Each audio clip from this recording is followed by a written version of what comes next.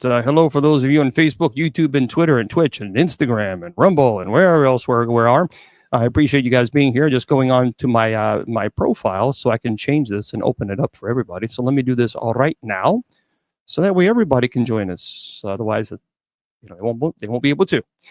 And so now we're live on all of our formats. So hello to you guys. Hello. Appreciate you guys being here. Happy Friday the 13th to you. Yes, it's Friday the 13th, everybody, in case maybe you didn't know. So hopefully that doesn't scare you too much. But it's okay. It's all good. We got your back. You don't have to be afraid. Don't be afraid.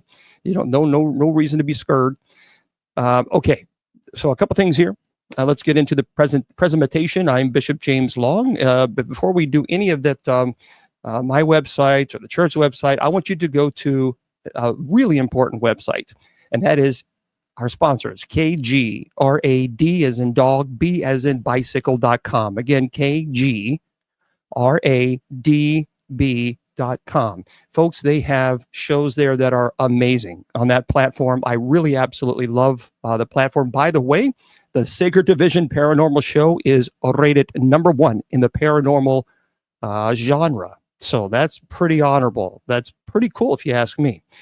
So again, KGRADB.com. Now, put Bishop when you subscribe and do so, because they have some great shows there, but put Bishop as your promo code, because you're going to save 30% off your subscription.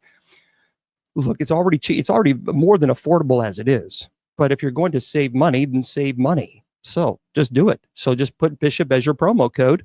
And also you can give this as a gift, by the way, because Christmas is right around the corner, just saying. And you can save 30% off. That's better than Black Friday sales. So I'm just letting you know. So again, KGRADB.com, put Bishop as your promo code when you subscribe. Also, if you want to go to my website, it's bishopjameslong.com. And by the way, if you want to learn paranormal, genealogy, demonology, angelology, if you want to learn those classes, and if you want to learn for free, well, guess what? I got your place where you can go to. You can head on over, but first you have to click on the class. I think the class. I don't even know I think it's the class link. I don't know. I'll have to go to my website. That's the problem. It's like, there's so many. I don't know. What is it? Well, is it the class link? Isn't that terrible? I don't even know my own website, but bishopjameslong.com, and just click on, I think it's the class. No, it's not the paranormal. Yeah, it's the class. There you go. So yeah, just click on the bishopjameslong.com and click on the class link. You can take all 4 classes, and they're all for free. Now, and these are really in-depth classes. There's a lot of information there.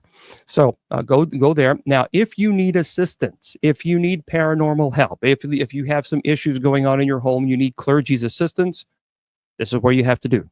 You have to go to bishopjameslong.com and click on the paranormal link. If you do that, you will find the Society of St. Benedict.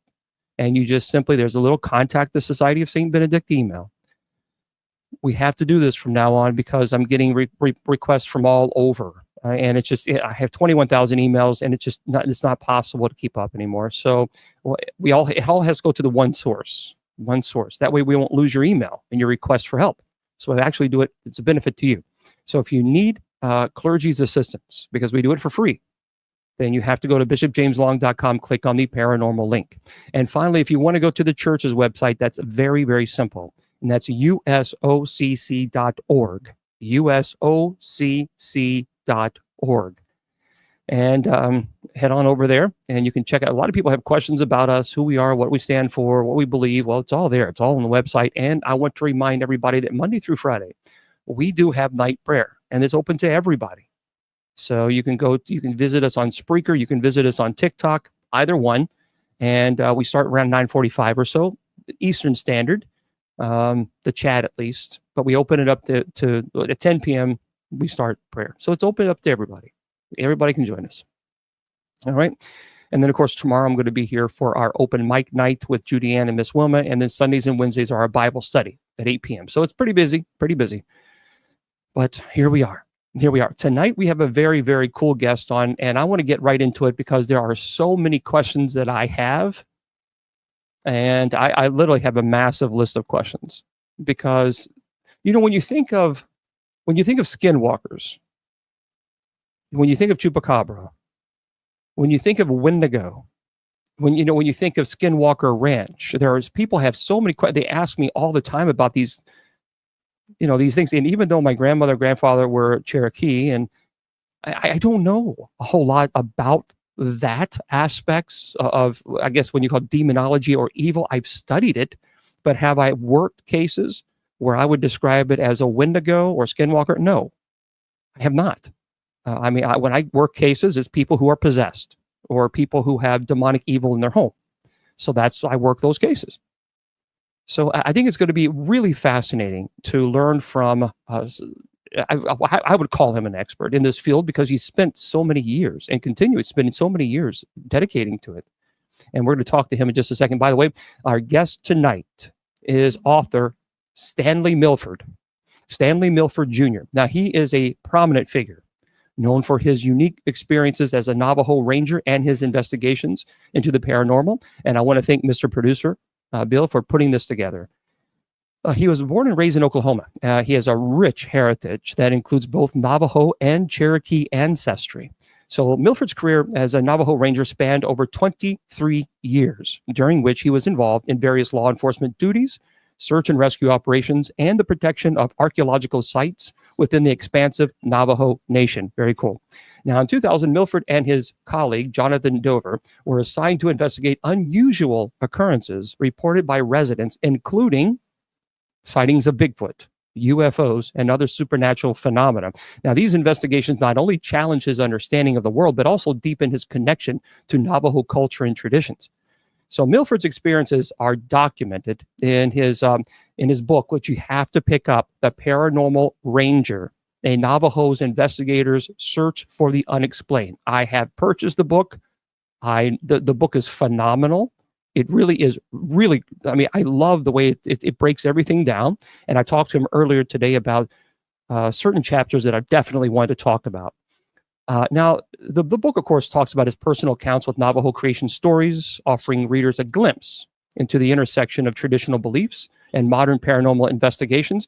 And Milford's insight into the paranormal, they're really shaped, I think, in my opinion, but not only mine, but I think they're shaped by his unique position as both a law enforcement officer, which we give him props and kudos to that, and a member of the Navajo community, allowing him to navigate the complexities of cultural beliefs while addressing the mysteries of the unexplained. Now, from my understanding, he does live in New Mexico, where he continues to share his stories and knowledge through writing and public speaking engagements. So without further ado, we're going to bring on our special guest. So hello there, Stanley. How are you? Hello. Can you hear me? I can hear you just fine. How are you doing? Hey, great. Yeah, I'm doing really well. Glad to be here. Well, thank you. I do appreciate your willingness to jump on and chat with us. I know that you're busy, sure. And we definitely want to talk about your book because it like I spoke to you earlier today. Your book is phenomenal. Thank you. I appreciate that. And what I love about it is that it's not, sometimes when you read books that perhaps maybe are alien, no pun intended, to as far as the subject, people perhaps are beginning to learn. They're just, they're just learners. They're the beginning yeah. stages, but it's relatable. And I also think that it's powerful as from your own experience as well. And your background, it talks about your mixed heritages. Can you let's talk about this. And we're going to talk, and folks, we are going to talk to him about these UFOs, these UAPs that's going on right now. We're going to talk to our special guest, but that's going to be later on. So I'm just sorry, folks, that's going to be later on, but we will be talking to Stanley about that. But give us, if you will, just your background as your heritage as Navajo and Cherokee. Well, my mother had met my father when he had left the reservation and he'd come out to Oklahoma to go to college. He was pursuing his teaching degree at Northeastern State University. At that time, it was a college, and it's located in Tahlequah, Oklahoma, that is where my mother was from. So he went out to college out there, and he ended up meeting my mother, and they ended up coming back to the Navajo reservation later and starting a family. I have an older sister, Deborah, who is about 5 years older than me. And so my first home, I was born on the Navajo reservation in a little town called Fort Defiance, Arizona. And so within about 2 years, though, my mother and father began having marital problems, and they separated. And my mother took me and my older sister back to Oklahoma. So we were raised truly in Oklahoma, going to school, going from grade school and junior high into high school till I graduated high school. And so I grew up there, but my father would fly me and my sister back out to the Navajo reservation.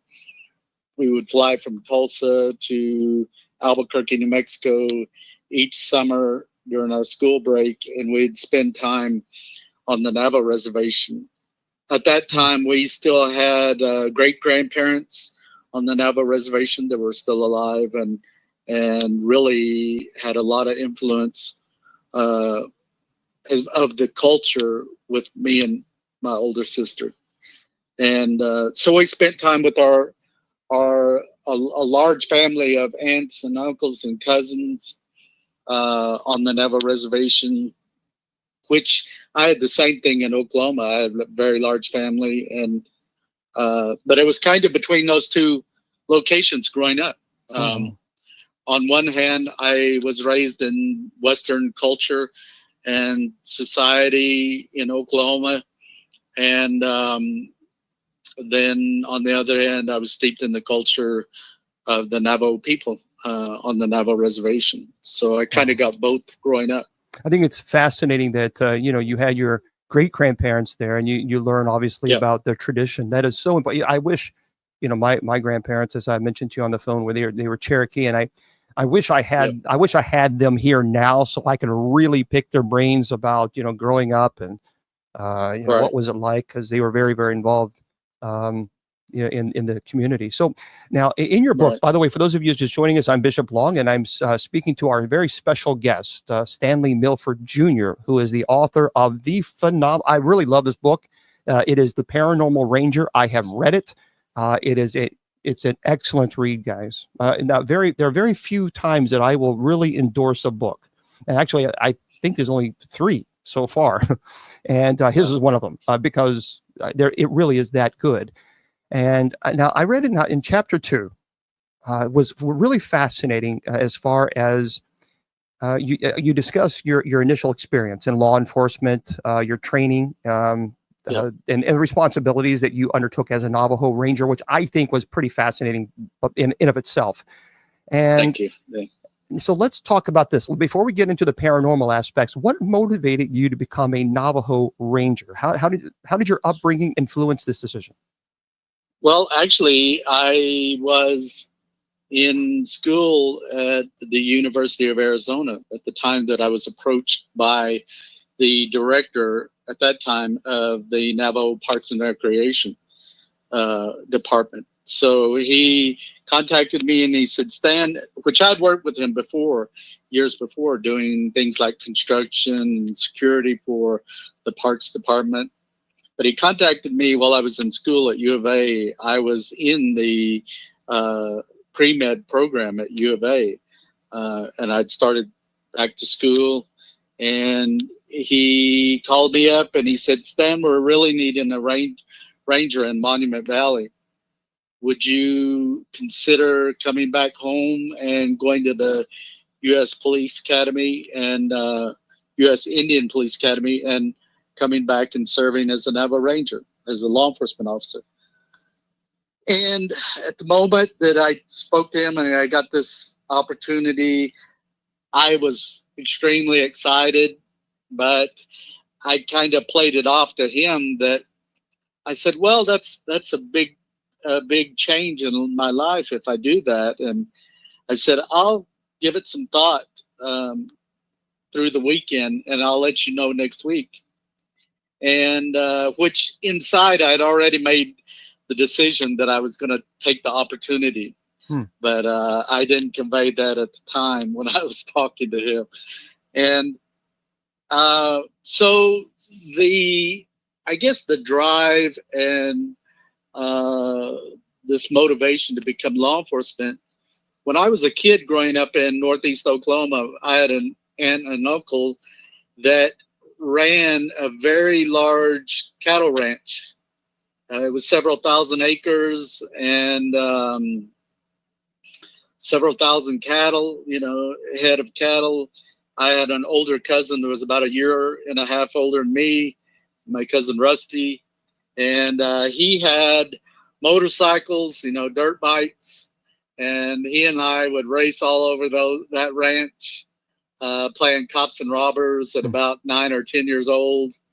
And we were influenced by the television series Starsky and Hutch and other programs at that time, like Adam 12 and SWAT and these other cop related programs, Dragnet.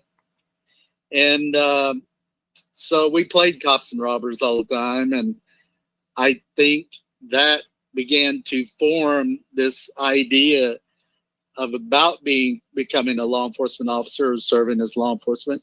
So when the opportunity came there, I jumped on it immediately and went to the police academy and completed that and came back home, was issued a badge and a gun, and went to work. So it's a big difference between you're talking about, pre-med versus a exactly. Navajo Ranger. I mean, that's right.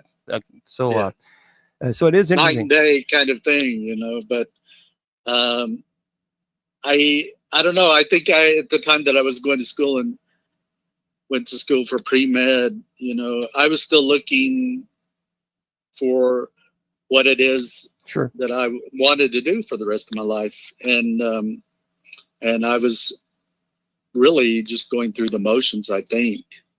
It wasn't a passion that I had when I was in school, but it was more of that, with the idea of becoming a law enforcement officer and serving the public, the people.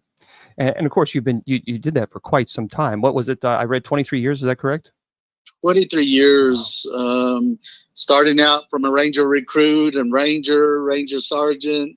And then in the latter couple of years that I worked, I served little over 2 years as the chief ranger for the department. So yeah, it was pretty full career in that respect. So Stanley, obviously you having a history of pre-med and then, obviously being trained in law enforcement, you look at things from a logical perspective. And I would assume the emotions, things of this nature, you kind of, not so much stoic, but I think when you clearly see an issue, you probably think about it first, analyze it, and then come up with a conclusion. Am I correct in that statement? Well, going through the Federal Police Academy, this is the same academy that the U.S. Border Patrol, they use those facilities. The Air Marshals use those facilities. And when you're trained in criminal investigation, you're taught the techniques and processes to investigate a crime, and you've been taught how to collect evidence, how to preserve evidence and keep it from being contaminated, and securing a crime scene and all of that kind of stuff. So it's methodical. Yes, very, very much so. And I think that's important to establish because we're talking to a very special guest who obviously spent many years in law enforcement, was trained pretty prestigious and with a background.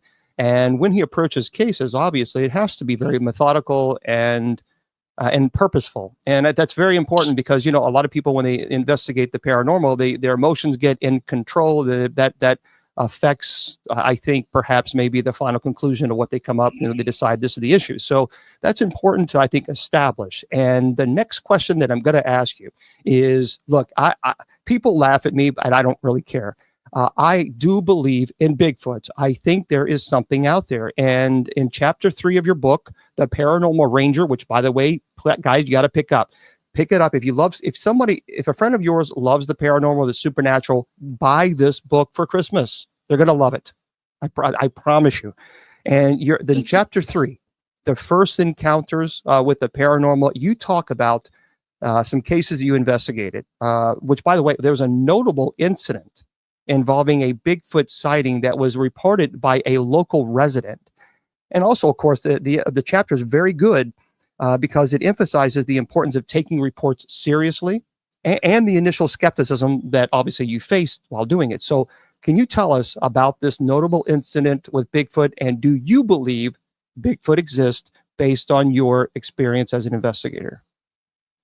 I think I need to give a little bit more information prior to that, okay, explaining that, so it makes some sense. Sure. So one of the things was that I investigated a haunting case, and there in Winter Rock, there was an office space where their director had came to the chief ranger and said, my staff are experiencing something within the building that is disrupting the workplace. And do you have anybody that can come in and validate what's going on or make sense of this? And so I was assigned, and I put together a team of 4 individuals. I had gone in,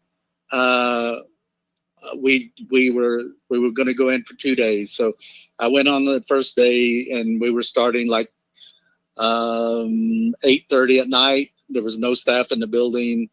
The guy with the keys to the entire facility met me there, opened up the building, and he and I went in, and I did a walkthrough of the facility. And there was one conference room downstairs that has a large wooden conference room table.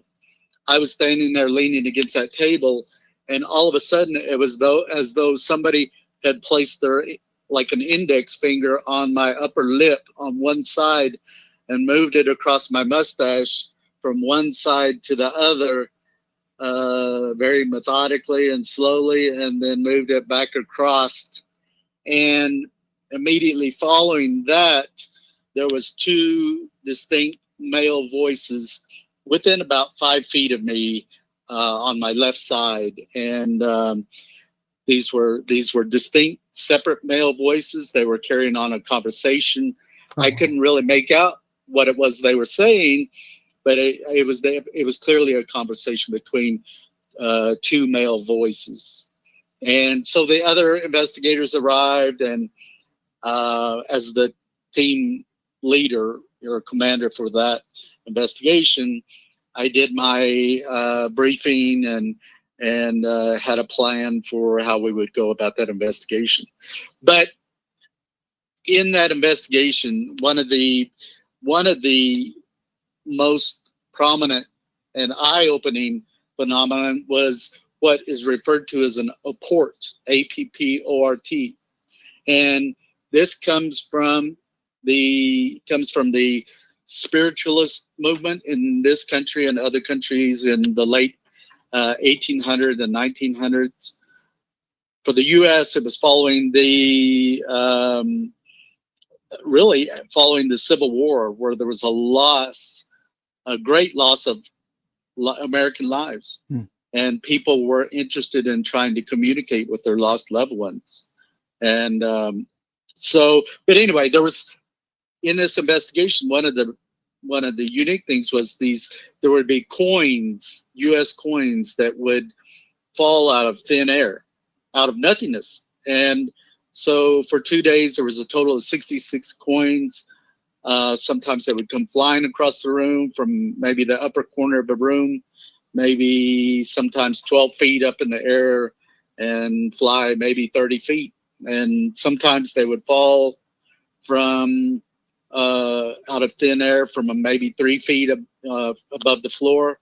And I witnessed at least 10 of those coins fall out of thin air. And that phenomenon right there, witnessing that, really began to create this foundation for how I looked at the paranormal, in that John and I later came to the realization that a lot of these phenomenon, whether it's Bigfoot or UFOs or the haunting related things, or even the witchcraft stuff, there's a commonality of other dimension, that these things are existing in other planes of existence. They'll come into our physical world and they will make themselves known, and we'll witness these things. We'll witness the evidence, sometimes collect evidence, and then all of a sudden it's back on the other side. So in investigating the Bigfoot cases, we looked at the fact that based on the evidence, these things weren't living in the forest or woodland areas like typical wildlife, like a mountain lion or a bear or bobcat. There wasn't the evidence of these Bigfoot living out there like that, and so we come to the conclusion that these things are coming into our world from some other place of existence. They would be considered interdimensional beings or interdimensional entities or something. Okay, so I'm just trying to picture this. So you are an agent, law enforcement agent. You obviously are trained in investigation, and now you're seeing money just dropping from the air out of nowhere. Now, what's going on? I mean, really, and Monstar in the chat says, "I wish money would actually fly at me." But what on earth are you thinking? So you see money, coins. First of all, do you still have the coins? And what are you thinking when you see these coins just drop right from midair, right in front of you?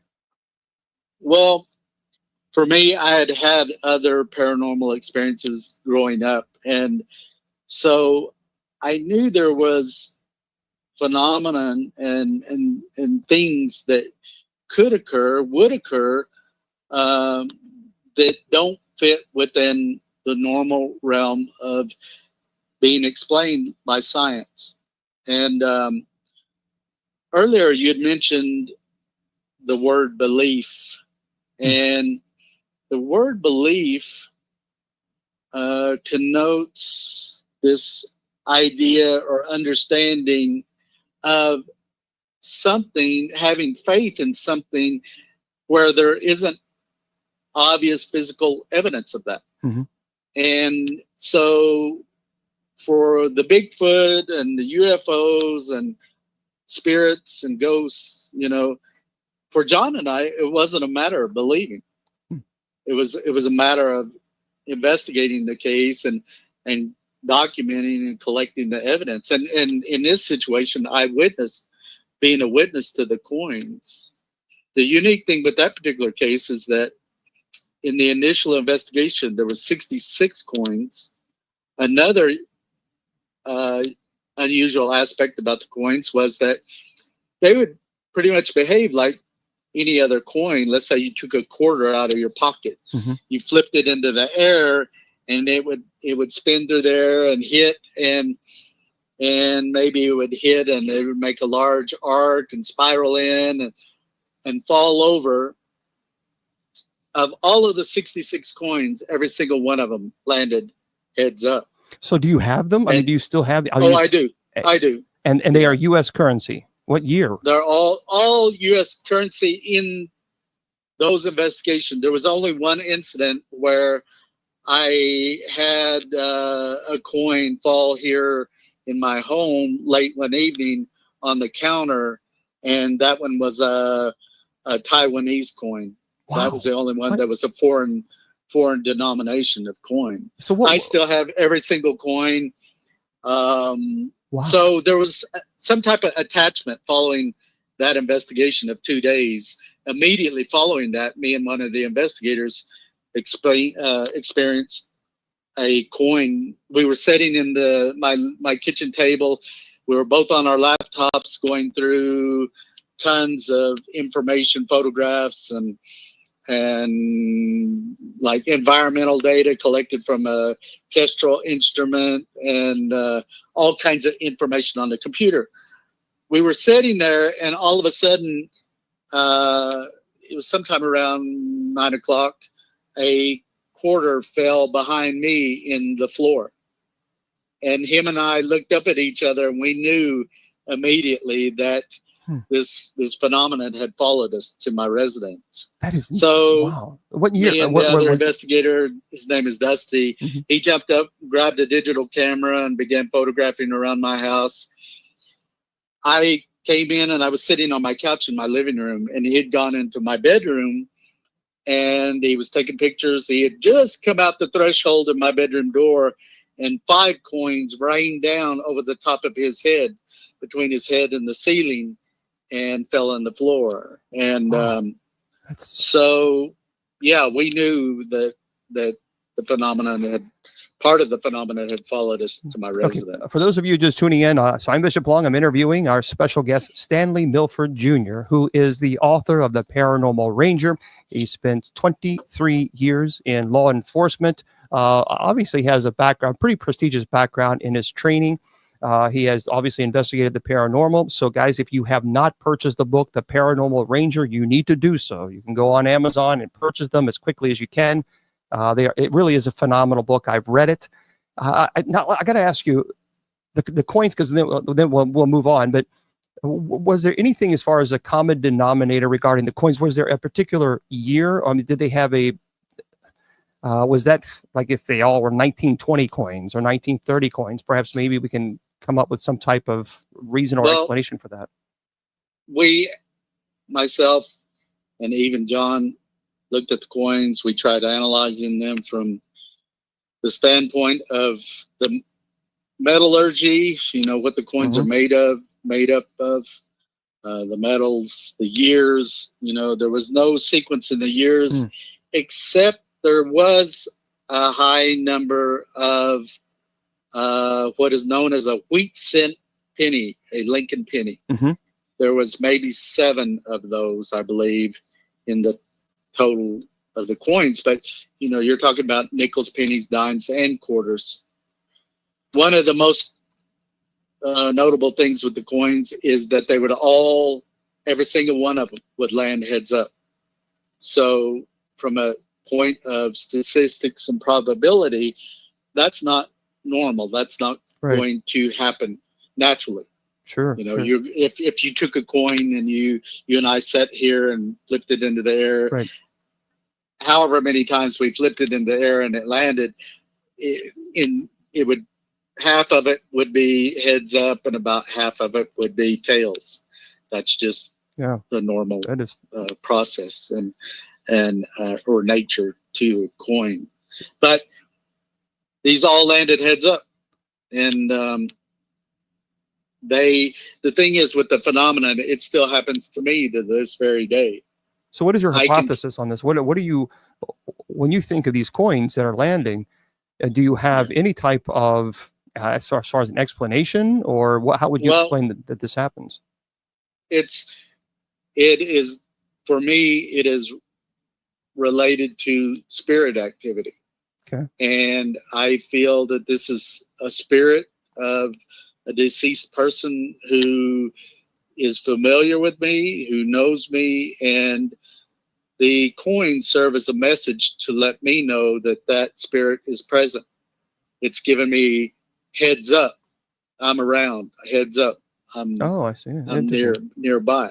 And in native and indigenous cultures, you have spirit animals that are quite commonly seen and are a part of people's lives to give message. It can be a message of caution, be careful, or it can be a message of, it can be someone's passing or something to be careful of. So I think it's simply spirit letting me know, heads up, I'm around. Well, and I tell you what, it happens. I'm sorry.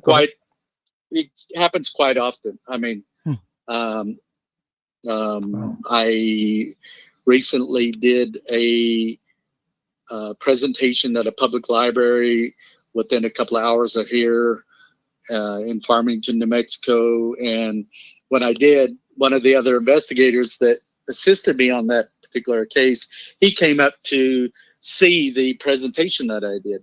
Well, while he was around, there was a total of 25 coins there and about that happened while he was around, him and I. Well, my mom passed away in 2014. So at any time, if she wants to send me the Morgan silver dollars, anytime she can go ahead and do it. I give you permission. I tell you, if one lands right here, that's it. We're done. So, but you know, it just, when you have that type of experience, it's pretty fascinating. Well, let's get into, so let me ask you, based on, because I touched briefly on Bigfoot. So based on the investigations and the incident that involved a Bigfoot, is there any, as far as conclusive evidence, that you would stand by and say, yep, based on my investigation, I truly accept or believe that Bigfoot does exist? In some of the investigations, I collected, foot track evidence with casts and photographs of tracks and impressions of this thing. Sometimes John and I would follow these tracks for miles, and in that we would see where these tracks would begin, and we would see where these tracks usually end. Okay. And that also led to this formulation of the idea or theory that these things are interdimensional. They were either being placed here, or they have the ability to manifest and cross over and be here on within our atmosphere physically, and then at some point they'll cross back over. So you accept the existence of Bigfoot? Well, I've also witnessed this thing twice. This thing that people call Bigfoot. It was, as that's commonly described, something larger than a man, maybe in the realm of 8 to 10 foot tall, covered in hair, very robust in its build. And so I've witnessed it twice. Okay. In two separate incidents. So I've seen it. I know that it exists. I've witnessed it. And so, yeah, that's fascinating. It does exist. Yeah. Well, for those of you who are just joining us on Bishop Long, we're talking to our special guest author, Stanley Milford Jr., who is the author of The Paranormal Ranger. Now, in chapter 4, I get asked this all the time, and one of the big issues is skinwalkers. So you actually delve into cultural significance of skinwalkers in the Navajo tradition, even recounting your personal experience and community stories that illustrate the fear and the fascination that's surrounding these shapeshifters. So, Stanley, can you please tell us, first of all, how would you define what is a Wendigo, what is a skinwalker, what is a shapeshifter? Are they all Are they all the same? Are they demons? How would you classify them?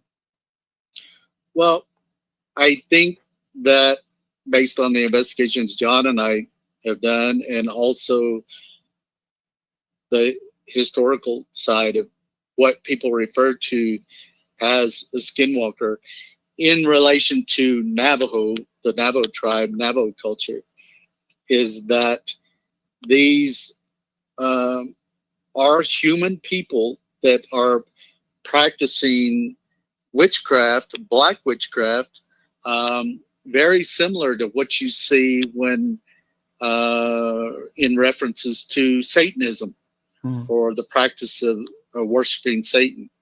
So these individuals will be practicing certain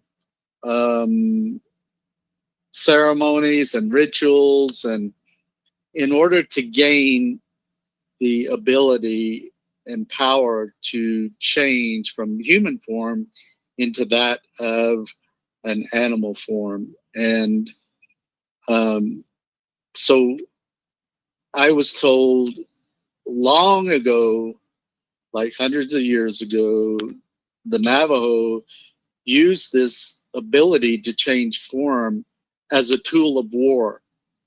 So when the Navajos were at war with the Spanish and the Mexicans and the Utes and Apache tribes, the Navajos would use this ability to change form, to travel great distances almost instantaneously, and to use that in effect against their enemies. But today, it's primarily a means of in relation to black witchcraft. There's no good use of changing form like that today. It's only done to harm others and affect others in a negative sense. But the people that practice that, there's an extremely high price to pay for that ability to change form like that. So some people have asked me, are Wendigos werewolves? And I don't know how, if you would like to respond to that. I wouldn't know the answer to that. You know, the Wendigo is a entity or creature or spirit that is a part of one of the or several northern tribes that are up in the northern United States and into the First Nations peoples in Canada. Mm-hmm. So I can't really speak in detail, great detail to that, because I am very limited in my knowledge of that. But I do feel, based on what I do know, that these are another entity that is also based within something that could be termed evil or very negative energy. And again, these are entities that inflict harm and death on other peoples. And but you also hear a number of related terms. You mentioned werewolves and in its relation to lycanthropy, or if you go to Europe today, in certain countries, werewolves are very real. It's not just something that's on the movie screen or a fictional being. It's something that is real to certain cultures in Europe and something to be feared. And so I think if you look at different cultures around the world, there are references to these either persons or beings that end up changing form into that of something similar to an animal or something like that, to either instill fear or to harm others. So it can be found in different cultures, much like Bigfoot. I mean, the Bigfoot phenomenon or Sasquatch, I mean, you can find references in Australia with the Yowie, or the Yeti in the Himalayas, and the swamp ape down in the south near Florida and those areas down there, and Sasquatch and Bigfoot. So very, very common in a number of cultures around the globe. Well, if we take culture out of the equation completely, because, I mean, obviously what culture deems as true, we get into culture relativism, which doesn't necessarily mean that it's objectively true. Now, subjectively true, it might be true to that culture, but objectively speaking, so either Bigfoot does exist or Bigfoot does not exist, regardless of a culture belief or not. So I guess from your perspective as an investigator, let's take culture completely out. Would you say Skinwalkers, objectively speaking, exist, and Bigfoot, well, because you've already seen Bigfoot, so you've already declared that. But would you say, let's remove culture completely from the equation, would you say Skinwalkers exist, and would you say this objectively, meaning it's an objective truth, there is no ifs, ands, or buts about this? you have to realize that I grew up in a Western culture in Oklahoma. Mm-hmm. And so I grew up with, seeing both sides of that coin, so to speak, where you had the culture, and then on the other hand, you didn't have it.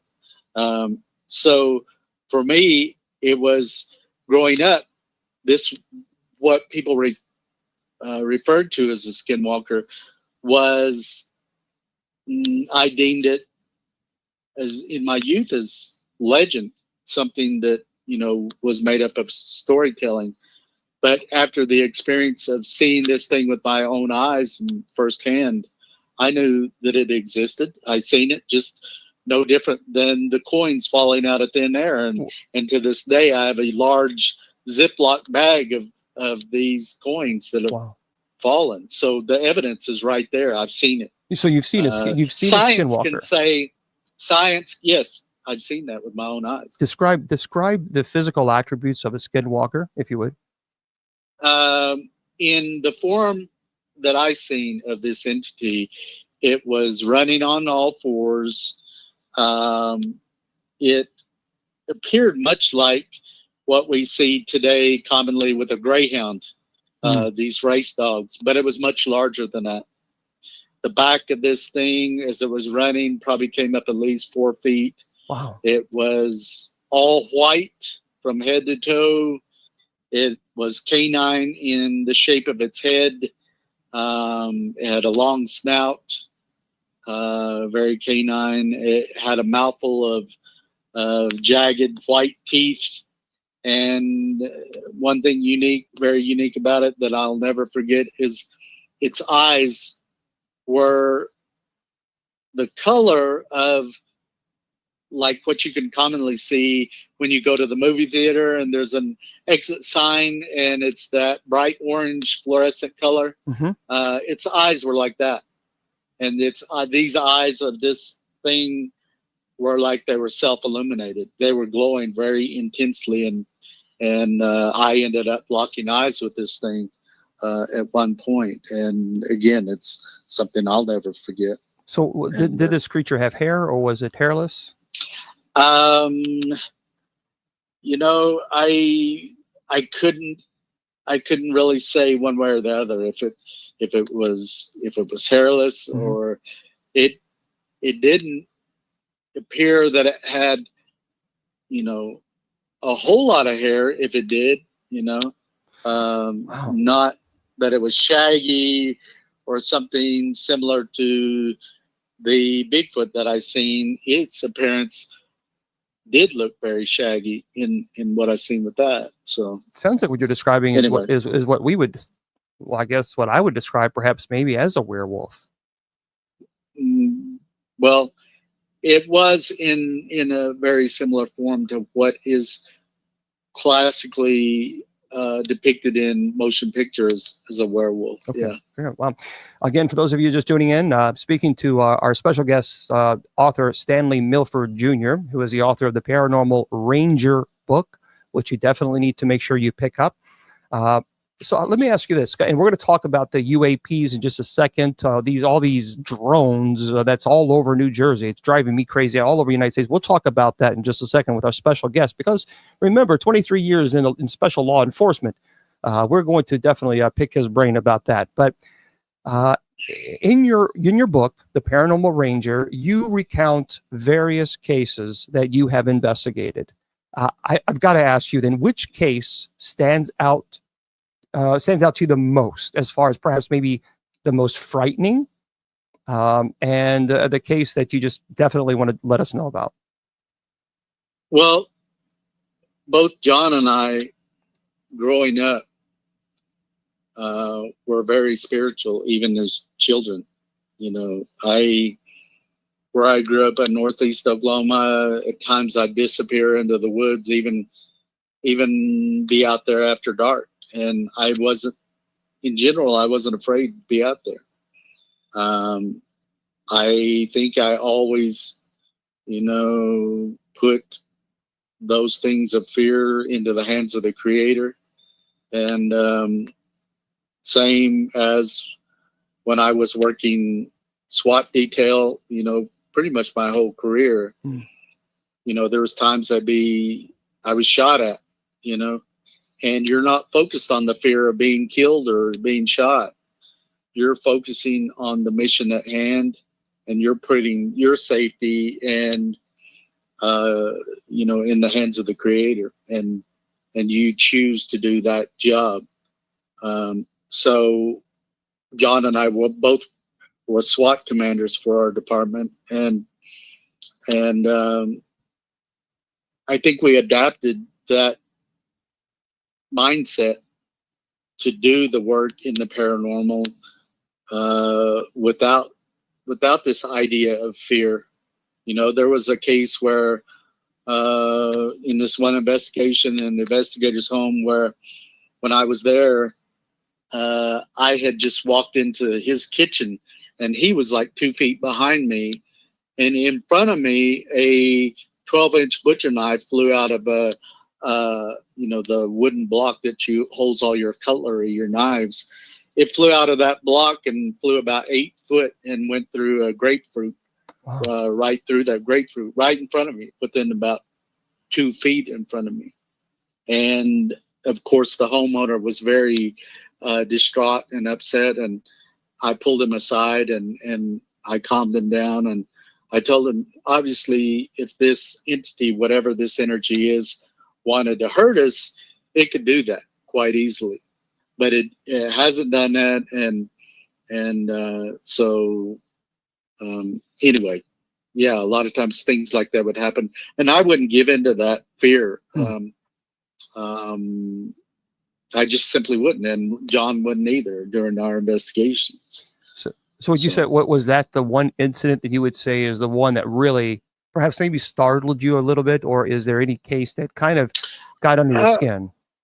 I think the one that had the greatest impact was the haunting case with the coins, simply because the coins still happen around me to this very day, and it doesn't matter. I've had it happen throughout the United States, and when I've traveled to Scotland, it happened, and Canada, and so it can happen anywhere, and out of the blue. I'm not usually. It's the furthest thing from my mind, paranormal, when the coins happen.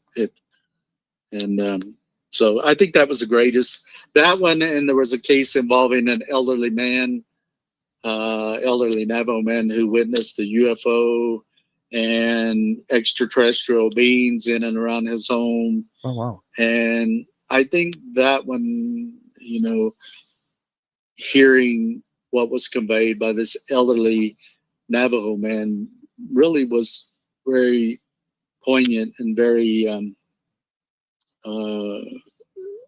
really amazing investigation. So, well, that's that. So, okay, let's get into the. First of all, let me ask you about the Skinwalker Ranch. Is there any particular? Well, do you think there's any validity to this whole Skinwalker Ranch? What do you have an opinion on that? Well, one thing is that people often ask about these gateways and hotspots and things, and sure, you have places like Sedona, and you have places like Vernal, Utah, or Skinwalker Ranch that, you know, John and I were allowed to explore that ranch at one time, and there were certain areas within that entire compound or facility where you could feel an unusual and abnormal energy for that location.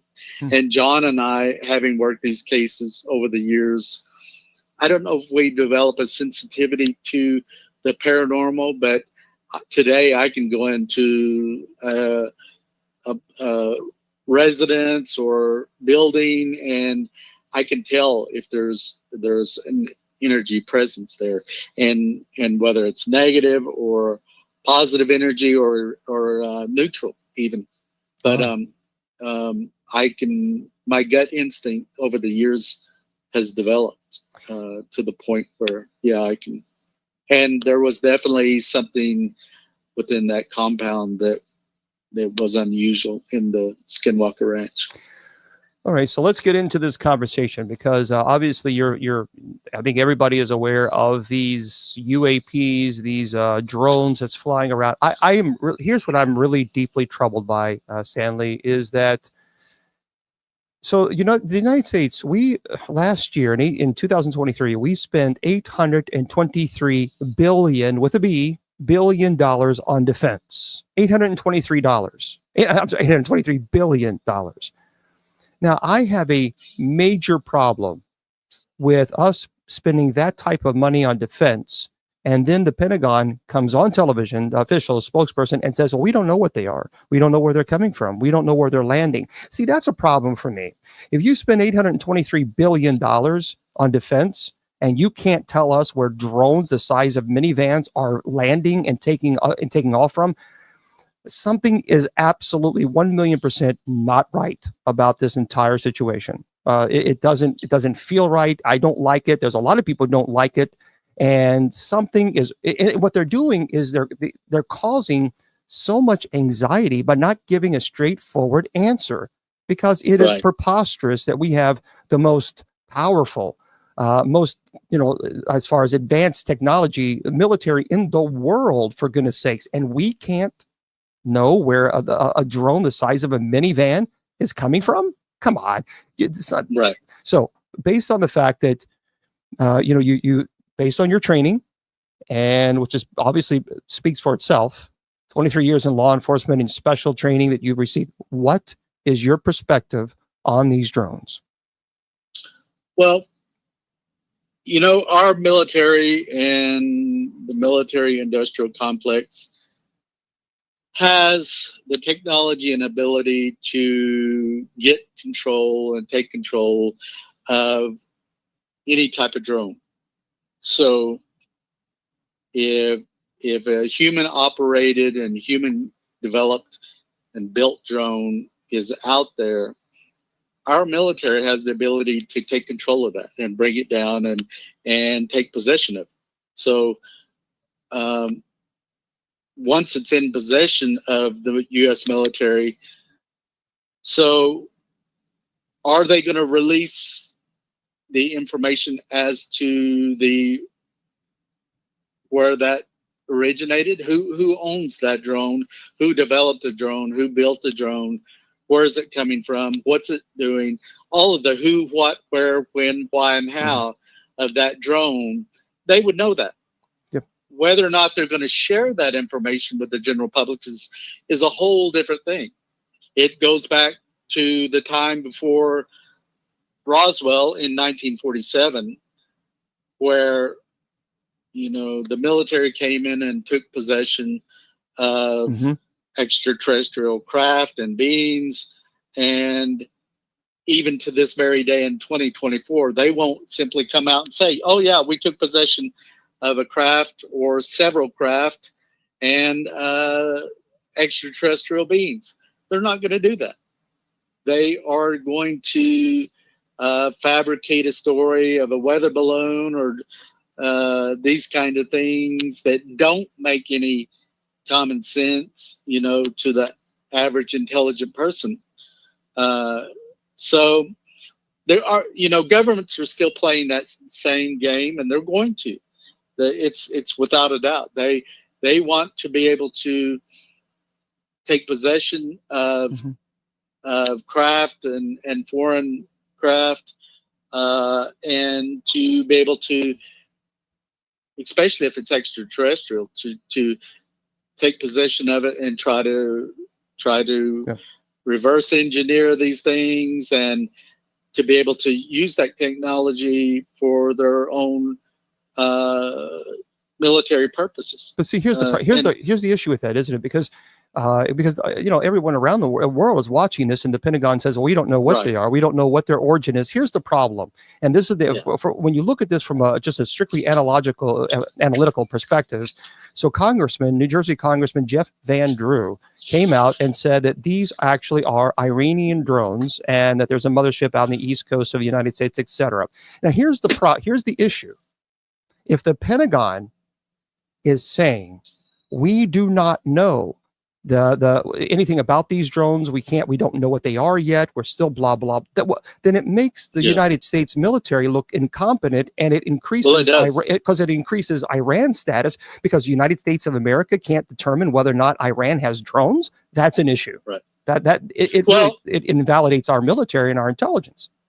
It certainly does. And but you look at when 9/11 happened. Mm-hmm. This country would have told you, oh, that would never be possible, to the type of attack that was carried out on 9/11. And America and the American people found out that not only was it possible to carry out those events, but we had no defense or control of it. Right. You know? That's true. And like you said, I mean, when you're spending $823 billion to protect this country, or supposedly protect this country, it doesn't make sense. Like what you were saying regarding the drones, and not only that, going back over a year and a half, maybe, when they were having things that were shot down on the northern border between us and Canada, and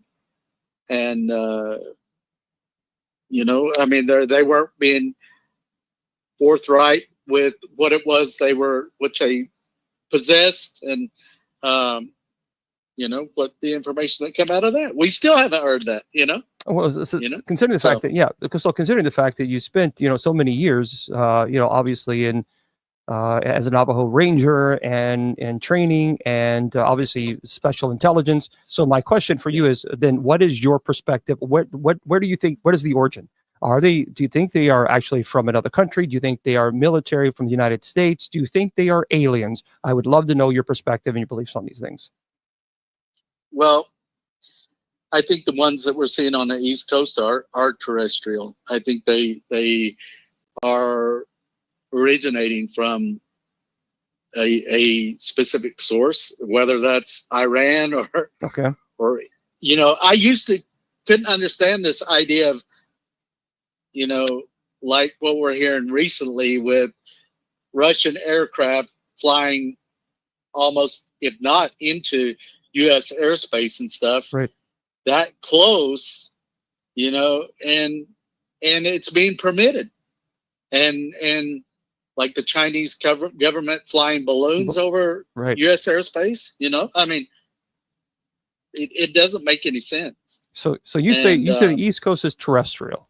So you think I feel it is. Yeah. Okay. And they're just not giving us information because right now they're trying to collect all the data, et cetera. So which makes it kind of scary, because then you have an adversarial country that's coming in with drones and are all over the East Coast of the United States. So now when you say terrestrial, do you believe that they are adversarial, or do you believe that they are from the United States military?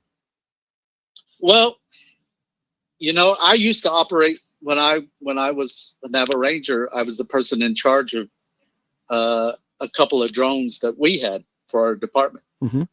And so I was a drone operator, and but these devices are quite limited as far as the capabilities. You know, there are other high-tech drones, military related drones, that have more applications and flight range and flight times and things like that, where civilian related drones typically are very limited as far as the flight times and that kind of thing. So it could be, you know, I don't know, it could be, until you have the actual more evidence in that, it could be civilian and it could be adversarial too. You just don't know. Which, by the way, there was in the images that I've seen, I tend to think that these are drones, and they are, you know, somebody in that region. Because unless you're operating a military drone, you know, where the U.S. has the capability of having an operator here in the United States flying a drone that is operational let's say in the Middle East. Yeah. And but civilian wise, that would be, you would be kind of pushing it to, Sure. to be doing that kind of thing. So Now, from my understanding, there was a drone that apparently had crashed, but it was not. I think they've already determined that was a civilian drone. So they've already, from my understanding, that's a report that an Indian report news outlet is reporting. So the thing is if it's United States military, then the United States military, well, and the Pentagon is not doing a very good job, because now they're going to have to come back and cover up their lies. Because in fact, if it is United States military drones, and the Pentagon is saying we have no idea what their origins are, well, now they're going to have to explain the lie, and that's going to be becoming even a bigger problem, isn't it? If it's United States. Well, the U.S. government is really good at lies. I mean, okay. The U.S. government has had over 3,000 treaties with Native American peoples, and not one of those treaties has been kept. So, yeah, you can be considered a pretty good liar over the years. So you think so? Let's put a nightcap on this. Do you think that these drones that we are seeing on the East Coast, do you think these drones are in fact United States military drones, or do you think they are adversarial drones, Iran, China, something of this nature, or alien aircraft? I myself don't have enough information to make that determination. I can't make that call, because it could be one or the other. And, it could be civilian. It could be somebody within, there's private entities today that fly drones, and people that are creating drones and building drones that can be flying these kind of things. It could be privately owned. But if they're privately owned, the United States military would be able to determine that, you would think. Well, you would think, yeah. Yeah. You would think. So let me ask you, besides the coin incident, getting back to your book again, I'm speaking to our special guest, author Stanley Milford Jr., who is the author of The Paranormal Ranger, which you definitely need to go pick up, everybody. It's a fantastic book. Can you share a specific incident where you witnessed something that just defied explanation, besides the coins? Because obviously the coins, that's pretty big. The coins are just flopping, out of thin air. That's pretty impressive in of itself. But is there any other incident that you witnessed that just defied all explanation? Well, I think in one of the, like I said, I witnessed the Bigfoot twice. Mm-hmm. And in one of the times, it was during the time when I would be driving back from my workplace at Monument Valley back home to Sawmill, Arizona, which really was about 3.5 hour drive, maybe 4 hour drive, depending on the weather and conditions. So I was passing through an area that is known as Salee. There's a lake there called Wheatfields Lake. This is a high elevation area. It's heavily forested with Ponderosa pine trees. That these things are very tall trees. They can have a big diameter. So it's very forested. But as I was coming through there, in front of me, in front of my patrol unit, there was one of these things that people refer to as Bigfoot that crossed in front of me. And at the time, there was maybe a foot of snow on the ground, and on the highway where I witnessed this thing, it was not a bear. It was not any other type of local wildlife like a elk or deer or horse.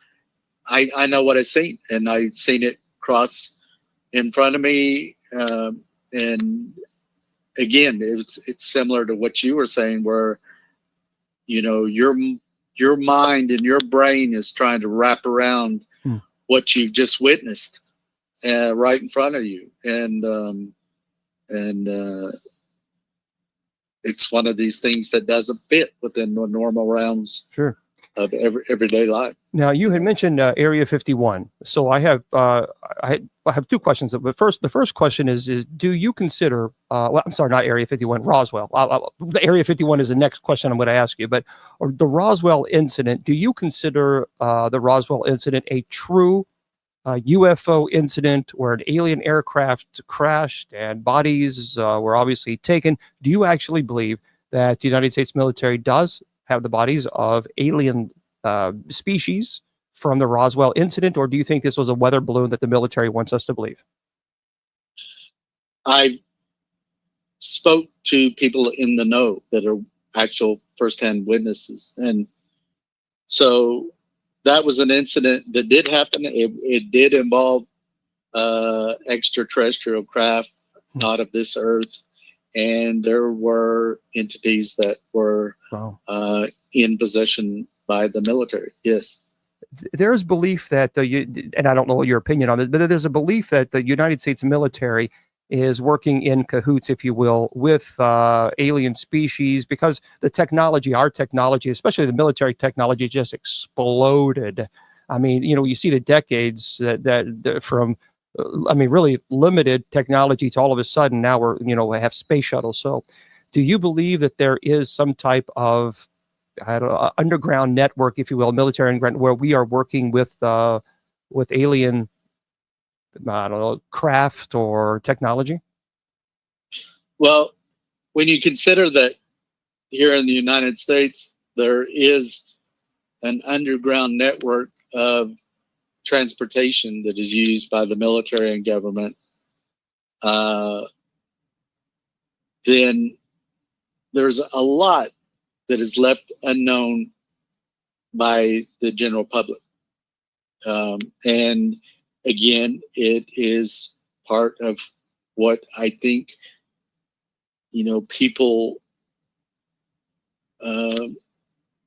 people have witnessed bits and pieces of things happening throughout history, and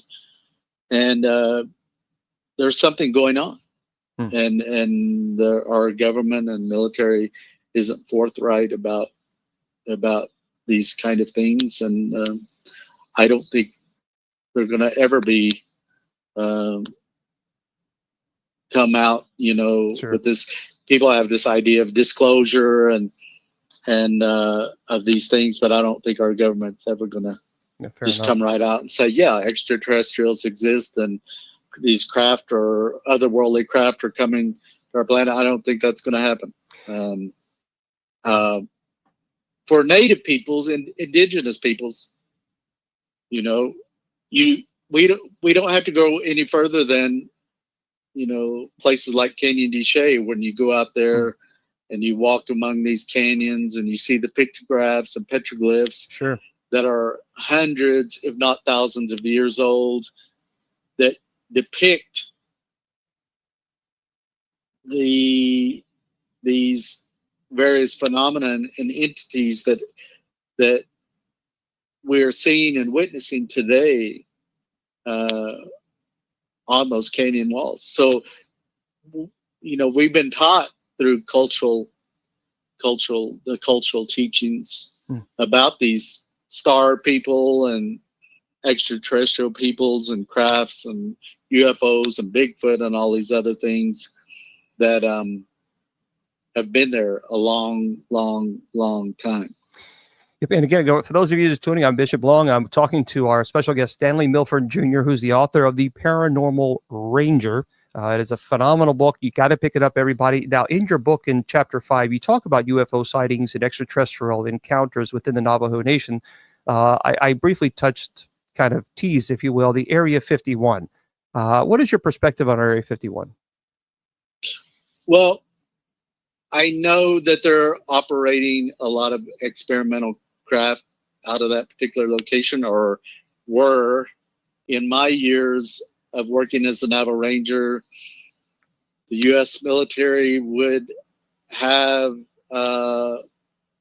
training flights that would go over Monument Valley. At one time I was standing on the edge of a canyon that is the northern border of the Navajo reservation, and it was silent in that location, except all of a sudden I started feeling a vibration and rumble in my feet, and lo and behold, I seen a C-130 cargo plane flying up through that canyon. So I was looking down on the top of this Wow. plane flying through a canyon. And so I've seen the SR-71 Blackbird fly through Monument Valley, the XS-17, these stealth craft and bombers. And I've seen all of that craft fly through there. So I would dare say that, yeah, because really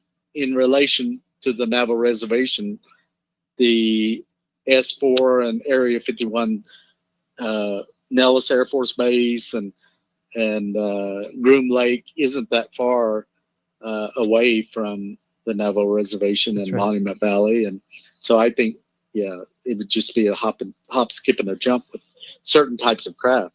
And John and I have seen craft that were not, I would say, is not of this world, flying in and above the Navajo Reservation. Oh, wow. So let me ask you, so do you think then, based on that information, that Area 51 also obviously has military, military, technology, no doubt. But do you think that there are out of this world, as you say, aircraft that's in base in Area 51? Well, if you look at the history of the events, like going back to Roswell in 1947, that there have been a number of incidents where craft have been alleged to have crashed or landed. And I feel, based on the collective of that information, that there have been craft that have been taken possession, and or extraterrestrial entities and biological beings that they are in possession of. So let me ask you this. A lot of people know about the Travis Walton incident. There's a famous movie that was based on this. Have you had the opportunity to review the evidence or the story itself? And what are your thoughts on the Travis Walton incident? I'm good friends with Travis. And over the years, John and I have spoke at a number of different conferences where he's been present. And we were even a guest of his when he put on a conference in and around the Snowflake and Show Low area where that particular event happened. And in my talks with Travis about the subject, there's nothing there to indicate that he's not being forthright. And I feel that he did experience that. And I think that it's like the entity I seen running by the car with the eyes. That's something you'll never ever forget in your lifetime. Me seeing the thing that people call Bigfoot, that's something I'm never going to forget. Even if I wanted to erase it from my memory, it's something that's always going to be there. And I do feel that, he had that experience of what's described in his book and in the various media and movies and things of that nature on Fire in the Sky. Yeah, Fire in the Sky was a movie, fantastic movie, 1993. I had the opportunity to speak to him a couple times, and he absolutely seems 100% credible. His story seems, so I think it's pretty remarkable. Well, let me ask you this, and then we're going to kind of wrap things up. Okay, so we're talking about alien species, aliens that are obviously so far advanced when it's obviously speaking with technology. I mean, they're getting wherever they are from. Let's just say that they're not from the solar system. Perhaps maybe they are. But even if they are out of our solar system, the fact that they're able to get here, they have to be so far advanced when, obviously technologically speaking, I mean, truly, they have to be so far advanced. I mean, it takes, we have, for those of you who know me, I'm a space nerd. I went to space camp when I was a kid. I mean, I was like, woohoo, life was great. And it takes 10 years, going 42,000 miles per hour on a rocket to get to Jupiter. Right. 10 years. So the fact that we have craft here from alien species, obviously they're so far advanced. What do you think they want? Because clearly, if they wanted the annihilation of the Earth, it would have already been done. So what do you think they want? I think other species come to this planet for its unique resources that it has. And I think they've been coming here since long before man even walked this planet. I mean, if you look at the pictographs and petroglyphs and stuff, there's evidence that these things have been there for a long time. And I think they look at man as a very primitive animal. We're still committing war, and we're looking at these cases today that involve rape of little children. And, we're still very, very primitive as a species. Sure. The fact that we're still committing war and killing horrible little babies crime, and elderly and our Creator gave us common sense and the ability to reason, but we don't do that. We're so caught up with greed, and we're destroying this planet and destroying each other. And I think these species and beings that are so far in advance of us, they're flying by. They don't want to stop here because they're like, holy cow, look at these clowns. What are they doing? And it is ridiculous that we're still, when our Creator gave us the resources and tools to basically have a heaven on earth. We can have enough clean water for every human being, shelters and homes for every living being, enough nutritious food to feed every man, woman, and child on the planet. But we don't choose to do that. We don't do that. Yeah. And it's shameful. It's ridiculous, that we're living this way. Well, first of all, I want to truly thank you so much for your willingness to stay on for a little longer and chat with us. You really have been fantastic. And I encourage every single person out there to do yourself a favor. Make sure you go out and buy the book, The Paranormal Ranger. And we didn't even get to half, even 30 of. I have so many questions. 30%. So, well, if you ever want to do a part 2, all you have to do is give me a call. Yes, because I want to talk to you about. Because you'll probably have more questions. And again, what I've relayed in the book, that's only a small sample of the investigations I did over the years. I mean, we didn't talk about cattle mutilations or livestock mutilations and that kind of thing. And well, you know what? Okay, there's so much more. We're going to do a part 2. I definitely want to do a part 2 then, because I want to talk about the Navajo creation stories. We didn't even talk about that. I mean, there are so many. So yeah, let's do a part 2, and I would love that. Sounds great. All right. Great. Well, Stan, listen, I'm going to disconnect with you, and I appreciate you so much for your willingness to jump on. I thank you. I thank your listeners. I really appreciate the comments that people have, and I would like to, maybe we do a part 2 to answer. Maybe people have questions, in comments and things of that nature, so we can actually delve in some of the questions that people have. We will do that. We will definitely do a part 2. Thank you so much, Stanley. Yeah, you're very welcome. All right, have a good night. Very welcome, Bishop. Bye-bye. Thank you. Bye-bye. You have a good night. Bye. You too. All right, everybody, that was Stanley. Wow, that was a fantastic presentation. He is just, and we are going to, Mr. Producer, I absolutely 1,000,000% want to do a part 2. So we need to get that scheduled for next week. No, I tell you what, I would love to, when they get these drones figured out, we got to bring them back on. We have to bring them back on, because then we can kind of have a good conversation about that. And, of course, get into, again, he's right. There are so many. We could easily have a 3-hour conversation and not even touch probably on half of what we need to talk about. So I encourage you guys to go out and pick up the book, The Paranormal Ranger, Navajo's Investigators Search for the Unexplained, by Stanley Milford Jr. That's his name, Stanley Milford Jr. I mean, really, when you look at his memoir, when you look at his training, I mean, this guy is. Yeah, I agree. That's great, dude. Let's do it. Let's do it. Miss Brister is saying we can also bring his partner, Paranormal Ranger John Dover, on. Yes. See, here's the deal. I agree, Judy Ann. Here's the deal. When we have people like this who are trained, I mean, his training speaks for itself. Talk about the paranormal and what he's experienced and what he has seen with his own eyes.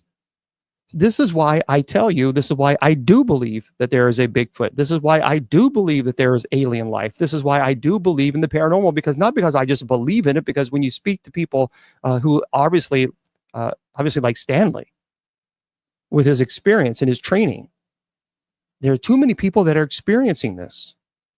There are way too many people. And so a lot of people just want to say, well, it just doesn't exist. Well, but we don't have his training, or at least the majority of us do not have his type of training, his background. And so when you see somebody like with his training, yeah, it's pretty. Oh yeah, I would love to do that. The Monument Valley would be phenomenal. But yeah, so make sure everybody do yourself a favor and go check out, go get that book, The Paranormal Ranger, the Navajo Investigators Search for the Unexplained. It's by Stanley Milford Jr. Yeah, the coins, Carrie. That's fascinating, isn't it? Oh, awesome, Judy Ann. That would be fantastic. I don't know. Well, see, even in the Roman Catholic Church says it doesn't, believing in alien life doesn't invalidate our faith, because I think there's something going on. Now, one day I would love to have Travis Walton on. I had the opportunity to speak to him several times. I believe 100% that his story is true. He comes across as very credible, and his story, the Travis Walton story, I tell you what, that's pretty remarkable.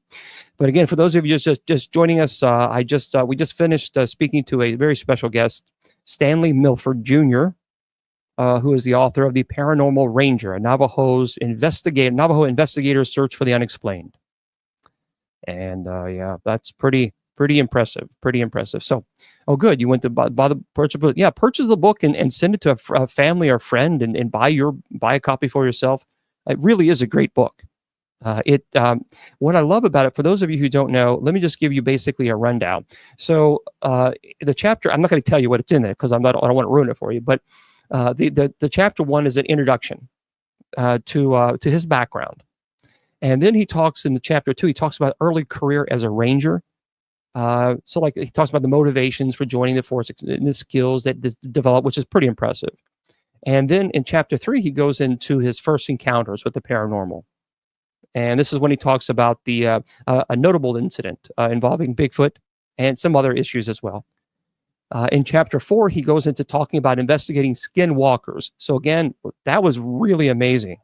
When he was talking about skinwalkers, he saw a skinwalker. And so a lot of people ask me about skinwalkers all the time. Well, you got to go buy his book, because in chapter 4, he talks about it. In chapter 5, he goes into UFO sightings and extraterrestrial encounters within the Navajo Nation. And then number 6, we didn't even get to really talk about ghosts and hauntings, the investigations that he does this, and the blending beliefs. In chapter 7, he goes into the role of Navajo creation stories, which is really interesting, very insightful. And then, of course, in chapter 8, then he goes into personal reflections and theories. And chapter 9, challenges of investigating the paranormal. And he concludes it in chapter 10, and future perspectives. So it's really great. It's pretty impressive. So anyway, make sure you go pick up the book, The Paranormal Ranger, a Navajo's Investigators Search for the Unexplained, by Stanley Milford Jr.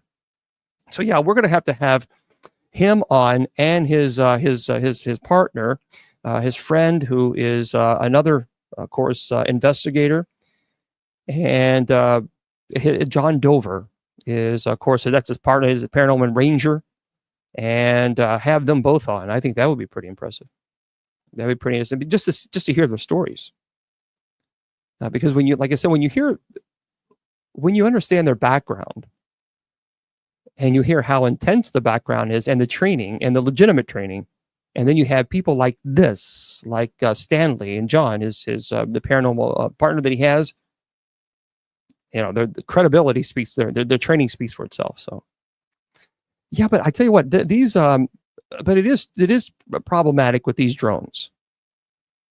I just, it really bothers me. It's really getting on my nerves now. It's probably getting on your nerves too, because I'm so sick and tired of hearing about them. Because what I'm frustrated about is no answers. You know, give me a break that you don't have an answer. Well, listen to this. This is by Joe Ferretra and Bridget Brown.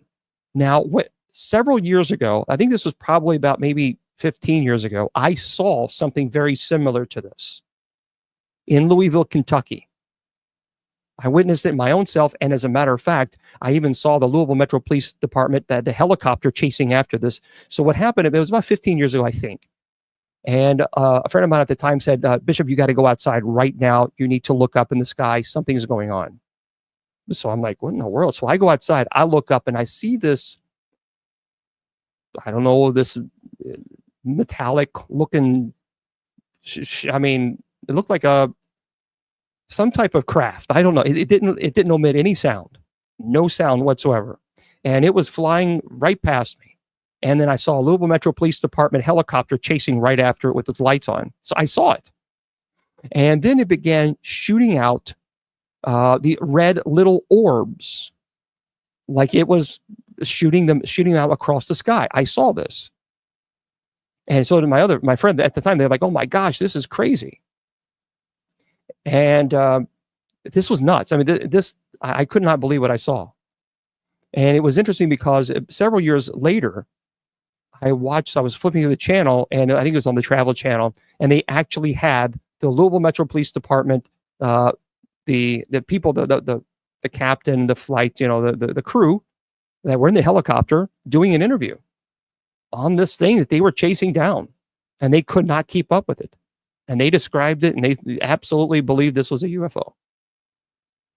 So it's pretty impressive. So anyway, this is by Joe Ferretra and Bridget Brown. A UFO was seen in Arizona in the night sky with a video showing a large, well-lit object dropping glowing orbs as it moved through the skyline before disappearing. I saw the same thing.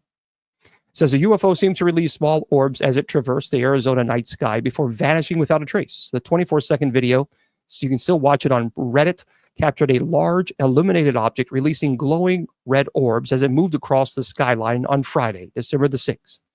And after its second release of bright items, the peculiar craft just appears to abruptly disappear. The thread that followed was rife with speculation about what viewers had just seen. Now, theories varied from the aforementioned small orbs to molten material discharged by alien aircraft before returning to outer space. Anyway, the sighting follows closely after several flashing balls of lights were recorded over Washington, D.C.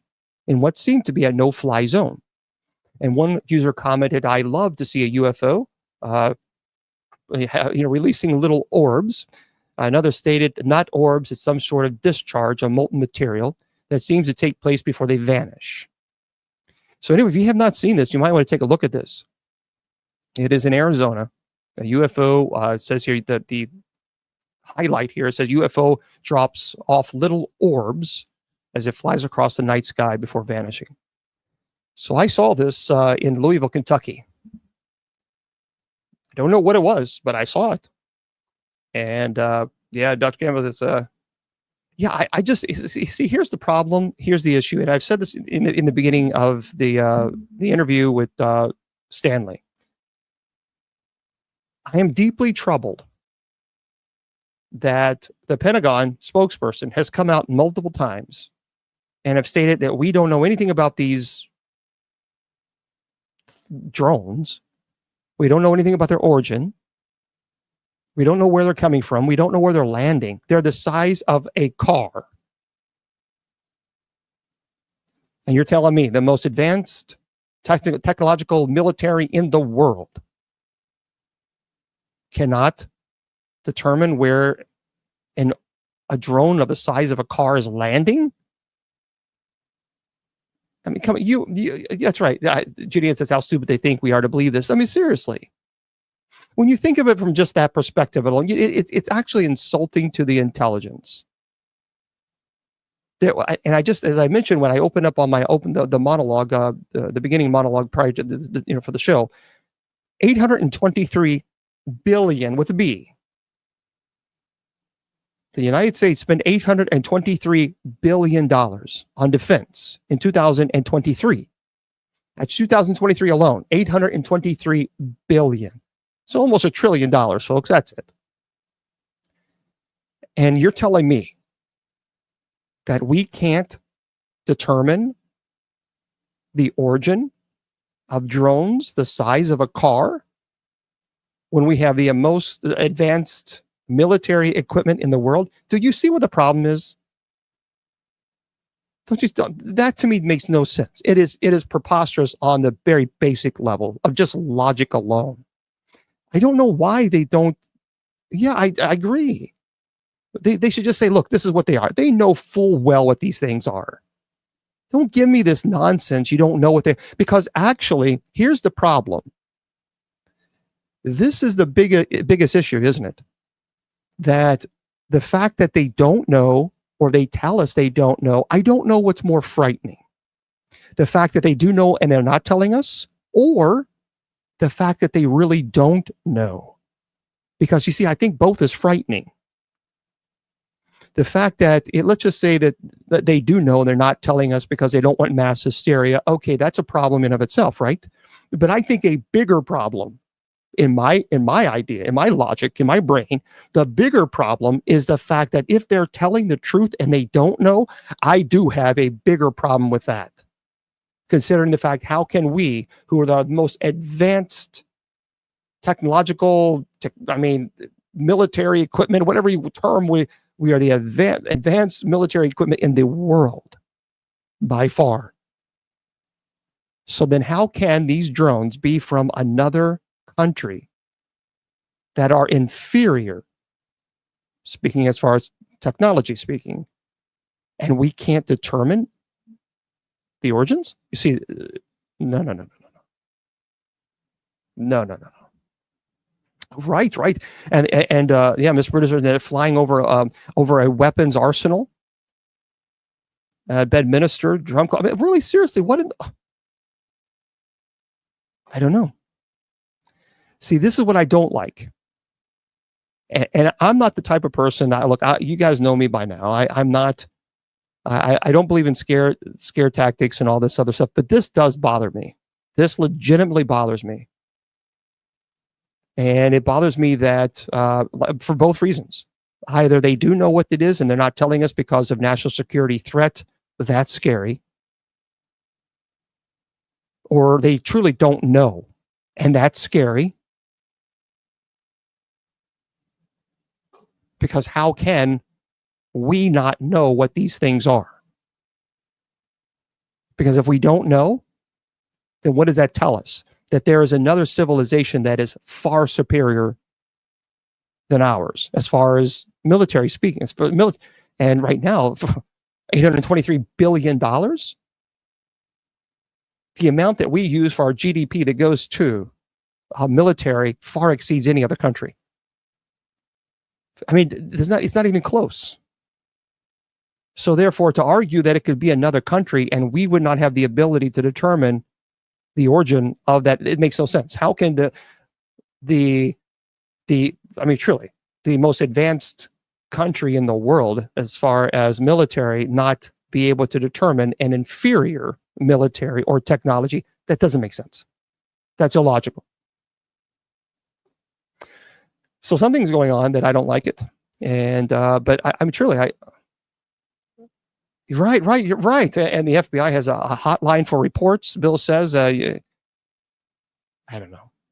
What do you guys think?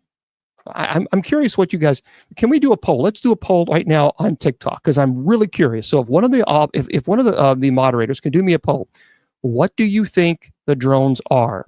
And let's just say 3 things: alien, U.S. military, or adversarial. or another country. Let's just say that. Those are the three options. So, because those are the only three it can be. Those are the only three it can be. So, do you think that these drones are U.S. military, alien, or another country? I'm kind of curious. If we can do, I don't know if we can do a set up a. Let's set up. I'm really be curious about what TikTok has to say. So let's if we can set up one of those things there. Well, I know everybody's saying, but I can't see. Okay, I can't say. Okay, I can't mark it down. That's why I want to do a poll, because otherwise I won't be able to know which one is leading. There's no way. That's why we got to do a poll. So I don't know if someone is doing a poll. I can try to. Yeah, I know. Bill is setting up a poll. There it is, right there, everybody. So if you're on TikTok, we have a poll right there, There's the poll. I want you to click on that and let's find out what TikTok has to say. So again, what do you think the drones? What are they? Are they military, foreign country, or alien? So we're going to find out right now. They're voting on TikTok, and we will let you guys know. I want to know, because it really is. It's irritating to me. And I want to thank also TikTok for 138,000 likes. Guys, thank you so very much. I appreciate all of you very, very much for being here. So thank you. Yeah, I think they know. I mean, I think come on. I think the Pentagon knows. But I mean, because I really think, and see, here's the deal. It's not just, there's a lot of people who are angry. They even had the hearing on this. And there are members of Congress that are furious at this because they don't have answers, apparently. All right. So right now on TikTok, 103 votes are in. What do you think the drones are? 52% says U.S. military. 23% is saying foreign country. 24% say it's aliens. Wow. So the majority, more than half, is saying that it's the U.S. military. And then it's, of course, aliens is next, and another foreign country is, thank you for putting up the poll. Yeah, it's, so over half of the folks polled on TikTok said it is for the United States military. Thank you there, Kimberly. But see, that's the problem. Then they're going to have to, the Pentagon is going to have a lot to answer for. And I guarantee you that if it does come out that these drones are from the United States military, then let me tell you something. I will guarantee you that Pentagon officials are going to be summoned to Congress on the Hill, and they're going to be testify. They're going to have to testify in front of Congress, because a lot of congressmen, a lot of senators are very angry right now because they don't have answers, and so they're going to put them in a hot seat under oath. And I guarantee that's going to happen. You watch. If this is well, because we have spent we're spending $823 billion in the defense just in 2023, in 1 year. The taxpayers of this country has paid $823 billion in defense in 2023. The Pentagon is saying, we don't know what they are. We have no clue. We have no idea what they are. So I guarantee if we find out later that this is United States military equipment, they're going to be summoned to Congress, because there's going to be a lot of congressmen saying, you lied. You misled the American people. We gave you $823 billion, and you're sitting there and you're lying to us, telling us all along that this wasn't U.S. military. You had no idea what they are. I mean, you knew the whole time. Come on. Now, of course, they're going to be called up. They're going to be called up to the Hill. So this is the problem. This is the issue, and they know this. They're very smart people in the defense, in the Pentagon. Very, very brilliant people. So they're not going to lead. They're not going to lead themselves into a precarious situation where they have to testify under oath to Congress about why they lied by saying they had no idea what the origins of these drones were.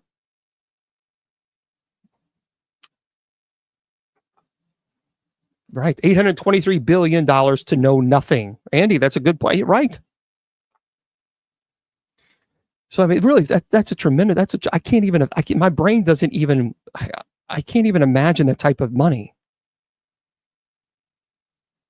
It can't be Iran.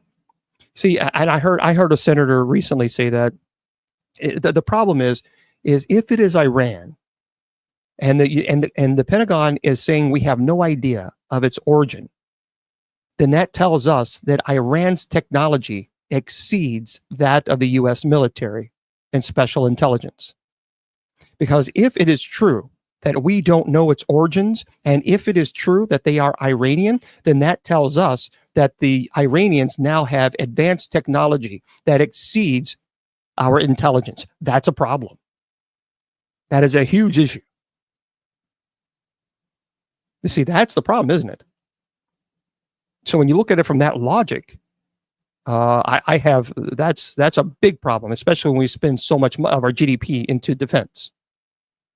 And then you have Iran that doesn't even compare as far as its military to the United States. There's no comparison. There's no comparison. So now Iran has military equipment in which we can't determine its origin. No, that's a problem. And it's true that China perhaps maybe sold them to Iran. We don't know. Well, eventually we're going to find out.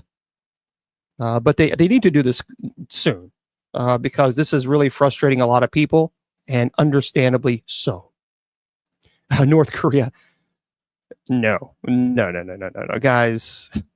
North Korea, I don't think we need to worry about. Yeah, North Korea still uses animals to pull, equipment behind and just to be able to farm. North Korea is so poor, is extremely poor. No, I certainly don't consider this to be North Korea. But anyway, we'll see. Hopefully this time next week, when we come back on air, we'll have some type of answers. Something. But I don't know. We're going to end with this. Listen to this. Everybody's been talking to me about this. So let me just address this because we have to address it. This is by Jen Mills. And this is a very interesting article. The Vatican is going to open 5 sacred portals for once in a quarter century ritual. All right, let me explain, folks. People keep asking me about this.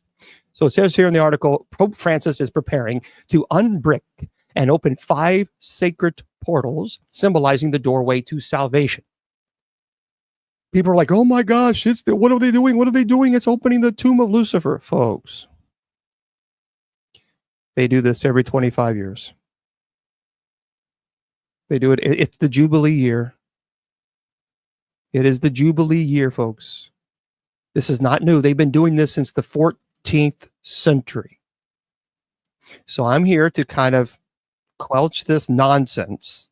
People going online, scaring everybody. Now all of a sudden they're experts in Roman Catholicism. I mean, think about it. There are people going all over social media. Oh my gosh, this is what they're doing. And now seriously, they act like they're experts in Roman Catholicism. This happens, and it's happened since the 14th century. Every Jubilee year, every 25 years, they do this. So, all right, but this is a little different. So the doors are open once every 25 years. But this year, for the first time, one of the doors will be opened in a prison as a, quote, a sign inviting prisoners to look to the future with hope. The Pope said in his bull of indiction, announcing this year's ceremony. The tradition dates back to 1300, which is the 14th century, and the door opening themselves follow a ritual that's carried out in 1423. They mark Jubilee years as a concept dating back to the Old Testament where sinners could see their sins forgiven. 2025 is one such year. So if you got something this author says on your mind, it could be a good time to confess. The doors in the basilicas have been bricked up from the inside. The walls will be taken down before the Pope walks through them to symbolize the beginning of the Holy Year. and they will remain open all year for pilgrims to pass through until the Jubilee finishes on January 6th, 2026. The Pope will then be the last person to walk back through before closing them, and they will be sealed up once again. That's it. That's it. There you go, folks. That's that's the story. And now you know the rest of the story. That's it. There's no conspiracy. They're not releasing Lucifer from the tomb. It's just silliness that people are doing for clickbait so you can click on it and you can make a buck. And I just told you the truth and it cost you nothing. So now you know the real truth. Okay, for those of you who are on Spreaker, I'm going to say goodnight to you guys. It goes too fast, doesn't it? It goes way too fast. I want to remind everybody that we're going to come right back on air in about an hour or so. We'll be on Spreaker for our night prayer. Tonight, we start at 9:45 p.m. on Spreaker, and we'll start on TikTok.